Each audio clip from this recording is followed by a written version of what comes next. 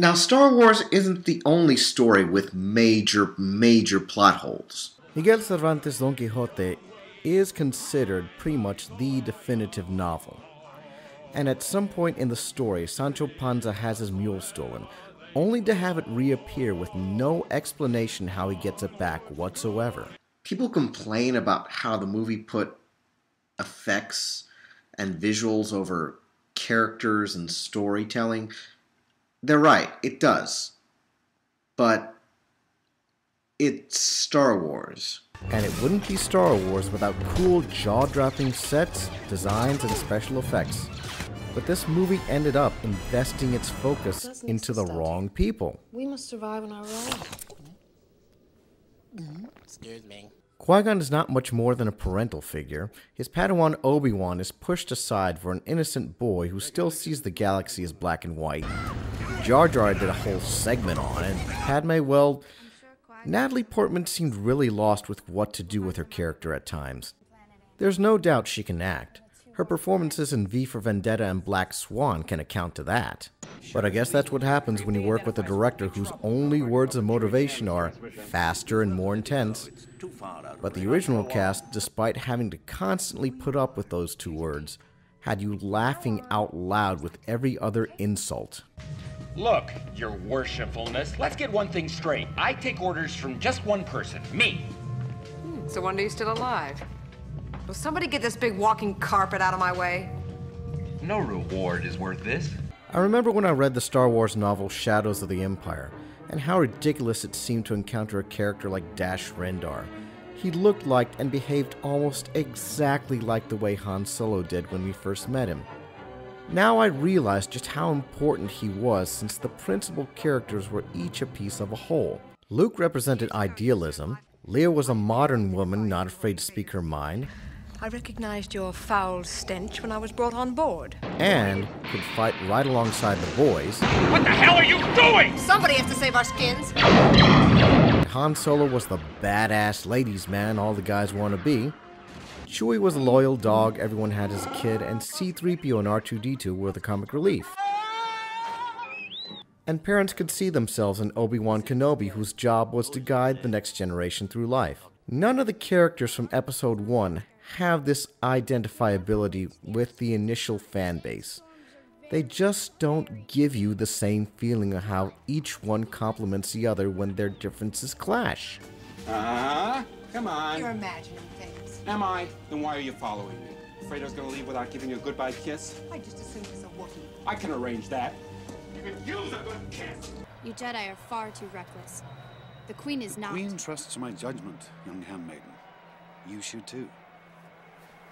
You assume too much.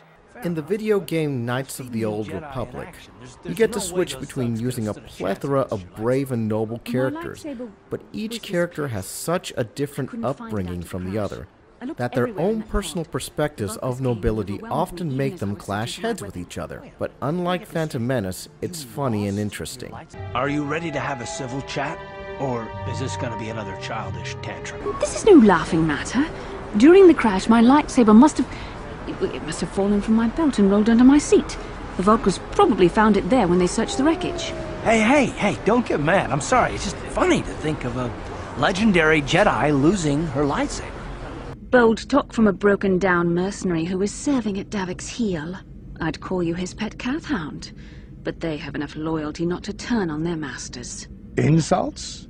Maybe if your master had trained your lightsaber to be as quick as your tongue, you could have escaped those Vulkars, you spoiled little Jedi princess. The arguments between Phantom Menace characters are no fun whatsoever, and left people feeling empty and disappointed.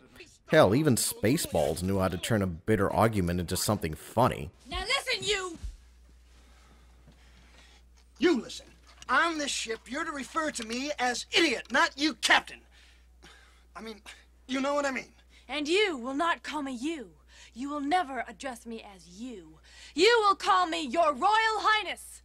You are a royal pain in the... Whoa, hold it, time.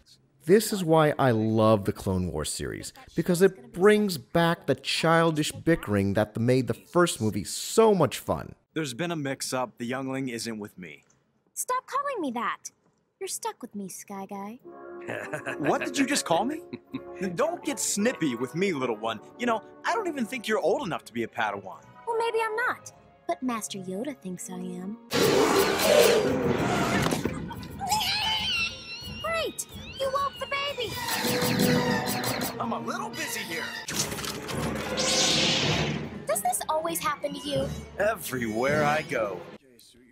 Even though they act more like brother and sister, Anakin does play the role of father figure to Ahsoka, something he never had as a child. What are you trying to prove, anyway? That I'm not too young to be your Padawan. Ahsoka, a very wise Jedi once said nothing happens by accident. It is the will of the Force that you are at my side. Just want to keep you there in one piece.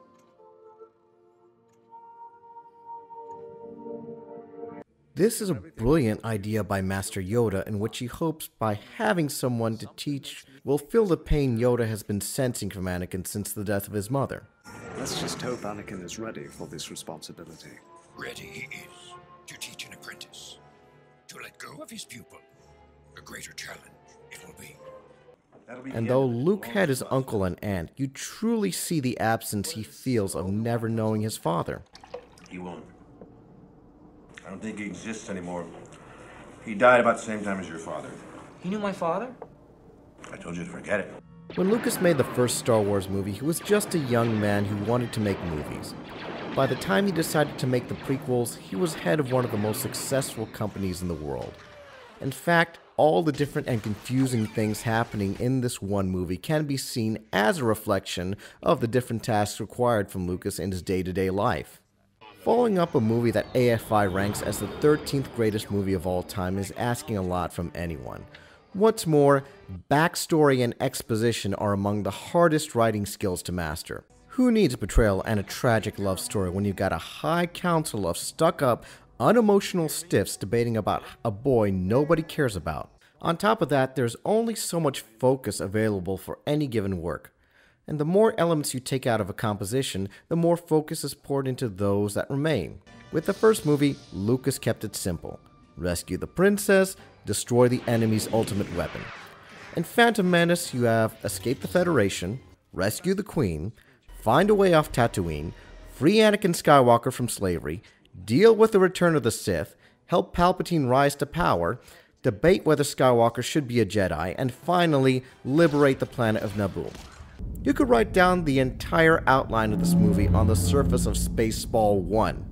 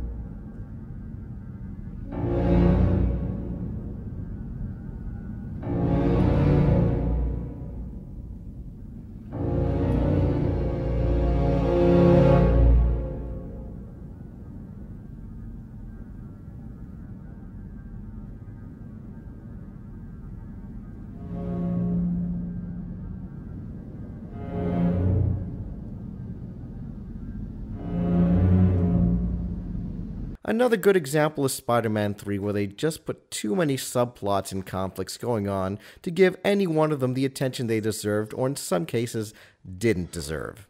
Every single plotline or subplotline in this movie could have been made into its own movie, or at least a half-hour special.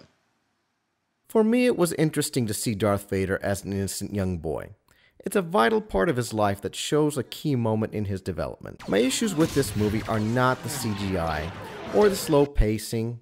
It's not even the bad acting. Tobey Maguire and Kirsten Dunst prove that you can do lukewarm acting and still have good chemistry. The issues that I do have are the terrible misuse of potential characters, the overuse of characters with no potential, the complex and confusing plans they come up with, the estrangement from the initial threat, the immediate dismissal of the real threat, And finally, the use of dumbass villains who should have gotten served in the first 5 minutes of the movie. This is impossible! In fact, that would have been a perfectly great reason to bring in Darth Maul. Newt Gunray tries to kill the Jedi at the beginning. He fails. The Jedi stop him and have him arrested. Then Darth Maul could come in and continue with the invasion. Makes sense to me. Star Wars fans constantly claim that they could have made a better Episode 1. And looking at the fan films out there, I truly believe it. Unfortunately, that's not what Lucas focuses on. All the problems he had made making the original first movie not only made him feel his Hollywood career was over, but put him in the hospital. And since then, he's dedicated his life to advancing special effects, and that's always been his real strong point. I still enjoy watching these from time to time. I love the lightsaber battle, the space fighters going at each other, and I do enjoy how a lone Jedi nobody likes believed in a boy nobody believed in. And sometimes, all you need is that one special person to give you that little push and show you things about yourself that you never knew was special. Thanks for watching.